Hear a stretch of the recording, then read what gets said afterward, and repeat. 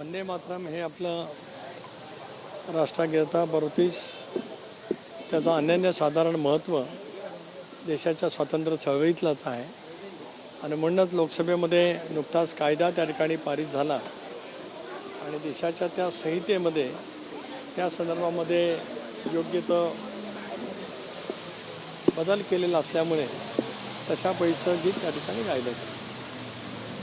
याशिवाय यांना काल माध्यमातून संवाद साधताना म्हटल्या राष्ट्रवादी काँग्रेस पक्ष हा शरद पवारांचा आहे, तो त्यांना मिळालाच पाहिजे, त्यानंतर त्यांना कुणाला द्यावा हा त्यांचा प्रश्न. सुप्रिया सुळेंना काल नाही, आज स्वातंत्र्य दिन आहे. स्वातंत्र्य दिनाच्या माझ्या सर्वच भारतीय नागरिकांना मनापासूनच्या शुभेच्छा आहेत. संसद रत्न कार्याध्यक्ष सुप्रियाताई सुळे आणि सर्वांनाच माझ्या मनपूर्वक हार्दिक शुभेच्छा आहेत. त्यामुळे आज कुठल्याही राजकीय विषयावरती बोलण्यापेक्षा राष्ट्रभक्ती, देशाची भवितव्यातली पुढची वाटचाल, स्वातंत्र्यपूर्व कालावधीमध्ये सर्व स्वातंत्र्य सेनानींनी महात्मा गांधींच्या नेतृत्वाखाली दिलेली अहिंसेची चळवळ, अनेकांचं झालेलं योगदान, तदनंतर झालेलं संयुक्त महाराष्ट्राचं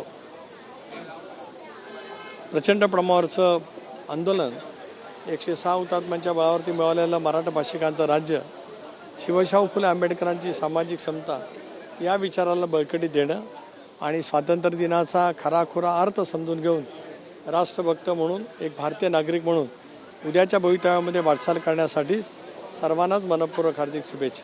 सर, पंतप्रधान नरेंद्र मोदी यांनी लाल किल्ल्यावरतून देखील एक आव्हान केलं आहे की महिला जे विधेयक आहे, अर्थात आरक्षण बिल विधेयक आहे, ते खरं तर मंजूर झालं पाहिजे. गेल्या वेळेस पार्लमेंटमध्ये ते बिल आलं, त्यावेळेस मात्र त्या बिलाला मंजुरी मिळालेली नाही. परंतु पंतप्रधान नरेंद्र मोदी देशवासियांना, त्यांच्या म्हणजे खासदारांना, देशातल्या सगळ्यांना आव्हान करतात.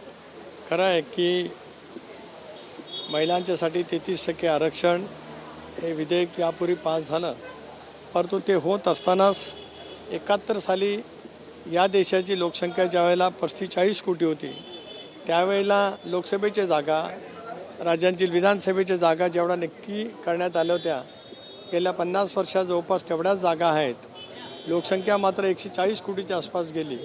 महिलांचं आरक्षण दिलं जात असताना परिसीमन त्या ठिकाणी व्हावं, लोकसभेच्या विधानसभेच्या जागा 1.5 पट पद्धतीने वाढल्या त्या ठिकाणी जाव्यात, अशा पैचं ते विधेयक यावं अशीच पंतप्रधान महोदयांची इच्छा आहे.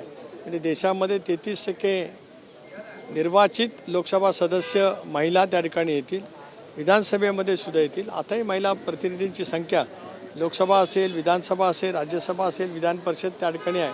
पण एकदा कायद्याद्वारे आरक्षण मिळालं तर त्याचा फायदा देशाच्या बळकटीकरणाला निश्चित होऊ शकतो. हेच आवाहन माननीय मोदी साहेबांनी त्या ठिकाणी केलेलं आहे. धन्यवाद.